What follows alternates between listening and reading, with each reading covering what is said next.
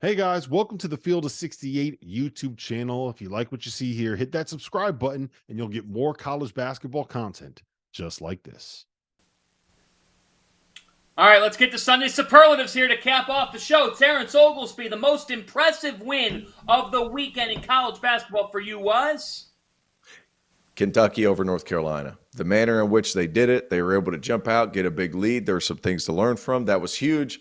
And the player that shined most, I'm just going to jump right into it because he's on the same team. I thought Aaron Bradshaw, just so impressive. It's my first time to really get a look at him, a glance at what kind of talent he's been. He's put on 20 pounds over the past, 6 months or less? Like, it's amazing what happens with some of these big guys when they put on weight. They're gangly, they don't move a certain way, and they put on weight, and it's like it changes their gait, how they approach the rim, their confidence. It's huge. Aaron Bradshaw, my player that shined the most in my mind. Jerel McNeal, the most impressive win of the weekend. Yeah, most impressive win. I'm gonna go with Michigan State. Obviously, like we said earlier, they kind of had their backs against the wall, but man, it was an impressive win through and through.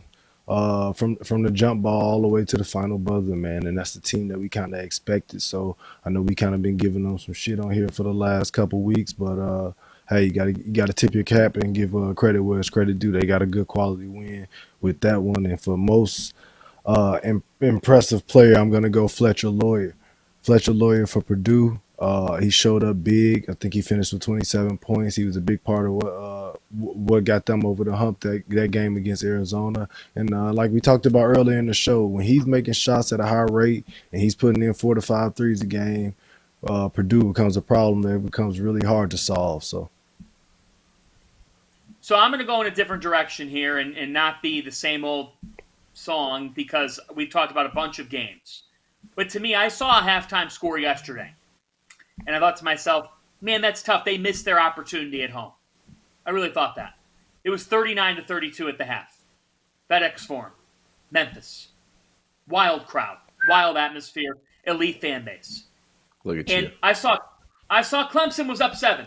And here's what I believe. I believe Clemson is the best team in the Atlantic Coast Conference. I've said it before. We'll say it again. I really believe that they will win the ACC. I think they're tough, balanced, and they're disciplined. For Memphis to come back and beat Clemson, that's what I was impressed with on Saturday. Because I thought Clemson was going to be able to either pull away or just be too tough for Memphis to overcome. Memphis did overcome, and they showed their toughness. And Penny Hardaway's done a very nice job with this team. Memphis Yes, he wins has. 79-77. I'm buying the Tigers as a top 20 team in college hoops. That's refreshing for college basketball. Memphis is 8-2. David Jones is big time. Javon Quinterly is playing under control enough. And this team's physical. You know they're going to defend. And I'm going to predict it now because why the hell not? And I hope that if we could vaulted this, I'd love to.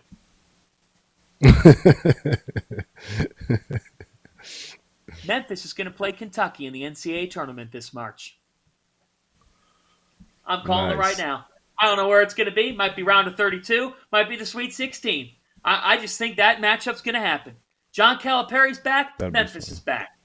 That's my most impressive win of this weekend is Memphis. Jerel, we heard Aaron Bradshaw for TO for his most impressive player. Jerel McNeal, your star of the weekend.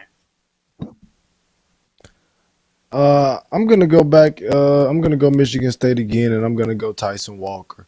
I think he's just been rock solid, pretty much start to finish, and kind of like T.O. alluded to a little bit, is make or break with that, and that's a lot of pressure to put on a guy where it's consistently either he's gonna score 20 a night, or we're not gonna really have a shot to win the game, man. And he's been showing up and showing out pretty much each and every night, and he kind of put on a really good show against Baylor too, man. So that's why I'm rolling with for my most impressive performance.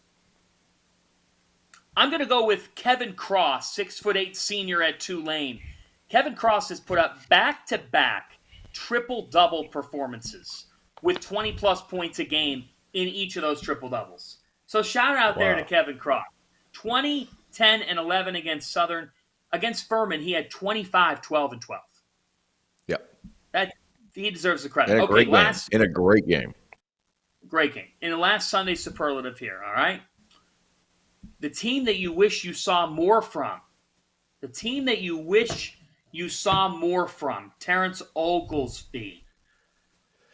Guys, you know what? We brought up Michigan State and their big win, and it was kind of like, well, you scheduled all these teams in the non-conference, and there's one more team like that.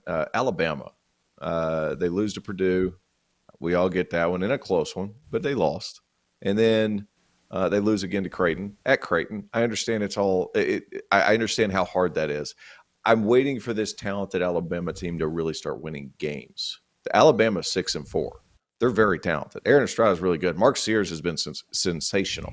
They've got talented guys. It's a matter of, when are they going to take that next step? 6-4 this early in the season, and Kim Pom still got them high. I get all that. It's just, when is Alabama going to turn all that talent into wins on the floor? And they got another tough one coming up here against Arizona, December 20th. Going to be a hell of a game. Are they going to finally be able to get over that hump and get a win against a big-time opponent in the non-con? Jerel? I'm going to go Gonzaga. I'm going to go to Zags. I think obviously they ran into a buzzsaw a little bit with UConn, and the team I think is playing as good as basketball as anybody right now, man. But the Zags got 3 losses now, and they've shown some hints that are not really being able to get stops when they need to. Obviously, they can score with some of these teams and put up enough points to win games. But I just assumed that game was going to be a little bit more competitive. Especially with it being on the other coast and UConn having to travel for it. So, but they didn't show me as much as I thought I would see from the Zags. But it'll be interesting to watch going forward. I'm going to go with Pepperdine. No, I'm just kidding. I'm kidding. Well, they lost by, what, they lose by 30? Okay, yeah. No, I'm going to go with Kansas State. Okay, Kansas State, you're on your home floor. You scored 46 against Nebraska? I'm sorry, Wildcats. That's a very, very disappointing defeat. That's a tough loss to take. Nebraska's better. They're improved. But you shouldn't be scoring 46 points at home against Nebraska. Kansas State shot 4 for 30 from 3.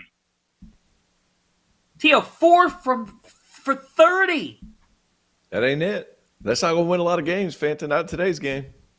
That ain't it. Disappointing loss for the Wildcats. That's a team that didn't show me enough this weekend. Thank you for watching the Field of 68. If you've enjoyed what you've seen here, hit that like button, share this link with your friends, or check out the description for some other places that you can consume Field of 68 content.